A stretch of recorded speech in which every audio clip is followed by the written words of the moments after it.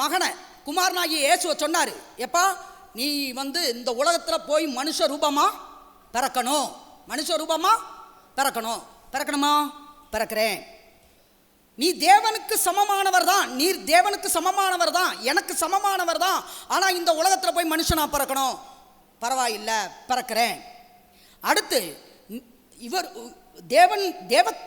தேவத்துவத்தின் பரிபூர்ணம், அப்படிதான் போட்டுருக்கு. தேவத்துவத்தின் பரிபூர்ணம் எல்லாம் அவருக்குள் அடங்கி இருக்கிறது. எல்லாத்தையும் இறக்கி வச்சுட்டு வெறுமையாக்கணும். பரவாயில்ல, வெறுமையாக்குறேன். இப்போ வெறுமையாக்கி பூமியில் போய் பிறக்கணும், பிறக்கிறேன். அது மாத்திரம் இல்லை, மனுஷ சாயலாய் காணப்படணும். பரவாயில்ல, மனுஷனா பிறக்கிறேன். மனுஷ சாயல்னு சொன்னால் அடிமையாக பிறக்கணும். பரவாயில்ல, நான் அடிமையாக பிறக்கிறேன். அது மாத்திரம் இல்லை, மெய்யான தேவன் தான், ஆனால் 6 அடி மனுஷனா பிறக்கணும். எல்லாத்துக்கும் ஓகே.